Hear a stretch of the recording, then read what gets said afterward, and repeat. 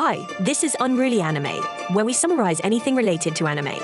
I hope you have fun viewing my anime recap. Let us go on to the first episode of this fantastic anime. The banished former hero lives as he pleases. A boy named Alan was unable to receive the gift of God's bounty and was called a failure. But his true identity was that of a former hero with memories and powers from his previous life. Fortunate to have been expelled from his duke's family, Alan was trying to start a free-spirited journey. But he encountered an assassination attempt by a former fiancée. An unwanted heroic saga begins for the former hero, who wants to relax in this world.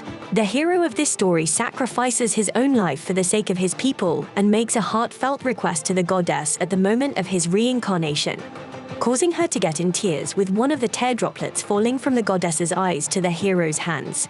The hero is reincarnated as a blue-haired, filthy, rich snob named Alan. It has been 15 years since the hero has been living the life of a duke's eldest son.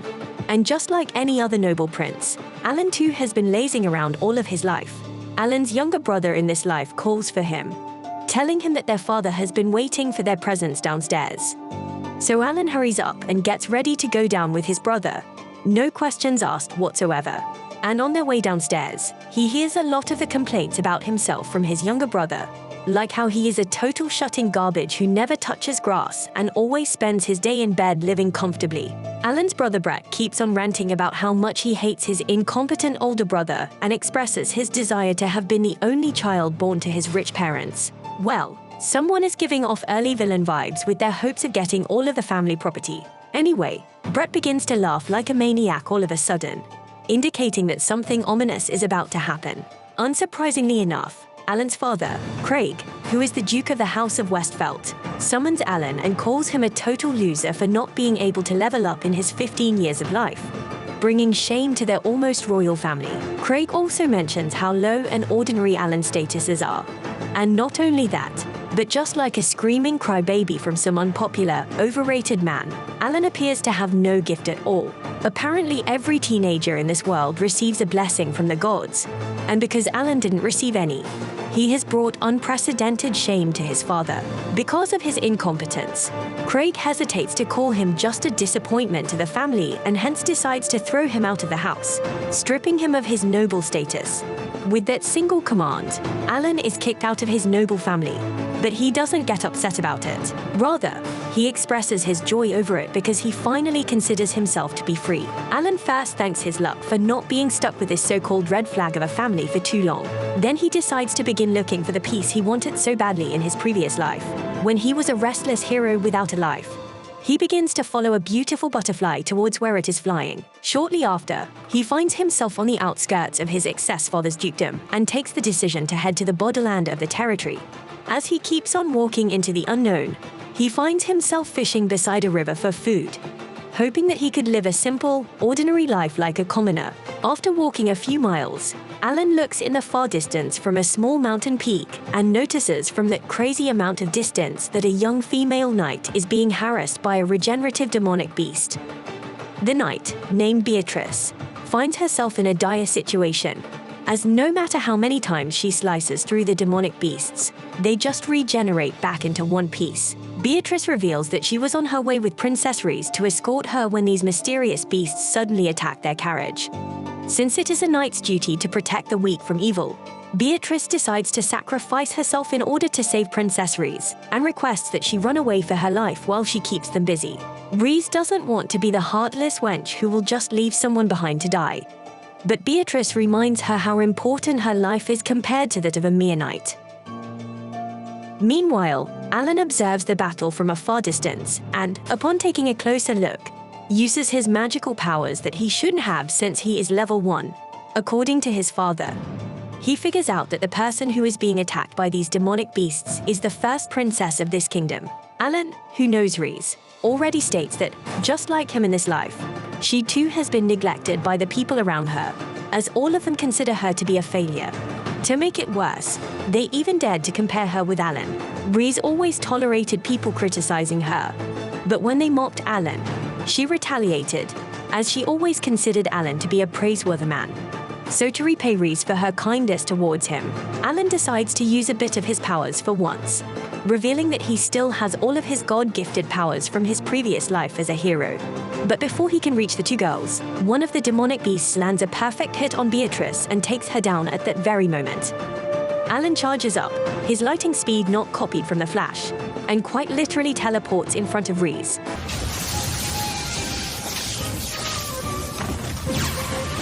who has accepted her imminent death. Thankfully for her, Alan swiftly defeats all of the demonic beasts with one strike by attacking their menors, saving the day. He doesn't stop flexing his godly powers there, and he saves Beatrice from dying by using his healing light magic on her, restoring her wounded body in the blink of an eye.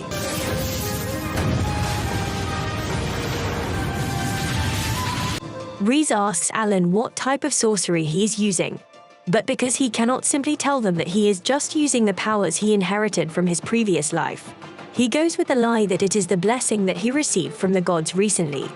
The two girls believe his lie and move on to the main topic, explaining what they are doing in the Borderlands. Apparently Reese received the divine revelation a few days ago, and she was on her way to a village named Clum in the Borderlands. Because Alan has nothing better to do because he is now a familyless bum, he decides to go to the village where the two girls are heading and fix their carriage for them using his healing light magic. On their way, he tells Reese how badly his father Craig has treated him, and hearing his sad story, she sympathizes with him. 3 hours later, they reach Clum Village, which they find to be suspiciously quiet. Beatrice notices that although there are so many houses in the village, none of the doors are open, prompting her to believe that no one lives here anymore. Reese assumes that the mysterious monsters from the Borderlands must have attacked the villagers and caused ruin in the village. However, Alan believes otherwise, as he claims to have felt no sense of the presence of any monsters when he scanned the surrounding area, using his presence detection magic. The group eventually finds a gathering of the villagers in front of a house on the far side of the village, where an old man kicks out a girl who is a flat ladder than the brains of flat earthers. Upon taking a proper look at the girl named Akira, who clearly has no melons and hence should not be considered a woman, Reese immediately recognizes her to be the light that she was told about in the revelation. Akira doesn't recognize who Reese is, so Reese reminds her of the day when they met at the royal capital and became so greatly acquainted that they even shared meals together. Akira apologizes for forgetting who Reese is and makes up with her, promising that she won't forget her existence again. Alan asks Reese what she meant earlier when she claimed that Akira was the light. To explain it, Beatrice first tells Alan about the special blessing called Braver, which grants its user the power of 1,000 warriors, making the bearer a hero, and because Akira is the only one with such a gift, that makes her the hero of this generation. Reese, who got a revelation that advised her to become a guide for the light and clearly away from the darkness, interpreted the message such that she needed to be beside the hero of the world, explaining what she was doing in the Borderlands. The group gathers at a nearby bar to eat lunch, where the hero Akira tells him about her current mission here, which is to slay a dragon. According to her story, when Akira was passing from the road nearby to this village, she came across a scared little girl who begged for her help, telling her that the villagers were forcefully taking her to the dragon as a sacrifice. So to investigate the matter further, Akira came here to talk to the old village chief. When she got kicked out of his house and ran into Alan's group, Alan instantly realized that the villagers must be trying to offer the little girl as a sacrifice to the dragon in order to receive its protection. He also realizes that the villagers are resorting to something very inhumane, just to protect themselves from monsters. Yet he stopped Akira from slaying the dragon because that would only cause the villagers to get into more trouble. Still, Akira chooses to help the little girl instead of pleasing the heartless villagers, and she sets out to get her task over with Reese. And Beatrice also decides to help Akira accomplish her goal. So Alan decides to accompany them as well, because, just like I said before, he has nothing better to do in his boring life. He explains it better himself, stating that he cannot live in peace knowing that his precious friends are in danger. In no time, the group reaches the mountain where the dragon supposedly resides. But before heading into battle, Akira stops them to have a strategic plan. First, she sits down on the ground, prompting others to come up with ideas that will help them defeat the dragon. She presents everyone with her own idea, saying that she will be going to head for the peak of the mountain using the main road, while the other three will circle around from the backside to take the dragon by surprise. Alan offers to be on the front lines with Akira, as he knows that he is much stronger than her. However, Akira refuses to go with that idea because she knows that Alan will just solo the entire operation and take all of the fun for himself. Alan doesn't understand how she got such a good read on him when they were not acquainted for even a day. So Akira explains that she can sense an aura coming from him that is not an ordinary person's. With Alan's silence, Akira confirms that Alan is hiding his power. Therefore, she becomes excited and asks him to have a sparring match with her. Once they get done with taking down the dragon, according to Akira's original plan, they initiate their operation. Akira enthusiastically takes her leave first with a huge smile, giving off the vibe that she will be able to defeat the dragon on her own. On the other hand, Alan, Reese, and Beatrice make their own route towards the peak of the mountain by climbing heavy boulders and making sure that the dragon doesn't become aware of their presence. While Akira confronts the red giant dragon, Alan figures out that the villagers must have been forced by his father, Craig, the Duke of Westfelt, to sacrifice their children. Alan assumes that the Duke is borrowing the powers of this mighty dragon by giving it human sacrifices, and that is why the royal knights of the kingdom haven't subdued such a dangerous beast yet. Akira begins the battle by using a brutal lightning strike spell on the dragon, which fails to make a single scratch on it, making her realize that defeating the dragon won't be an easy task. Moreover, she also discovers the little girl who she saved earlier to be laying nearby, making her realize that it was the dragon's cruel ploy all along to attract a strong prey to play with. However, the dragon becomes disappointed upon seeing how weak the hero Akira is and finds it laughable that a weakling like her is considered to be a hero. Akira accepts her death upon acknowledging the huge strength gap between them. But Alan doesn't let her die at the hands of the poorly drawn dragon, knocking it down with one small slash, showing how easy it is for him to use his ultimate skill, the end of the world.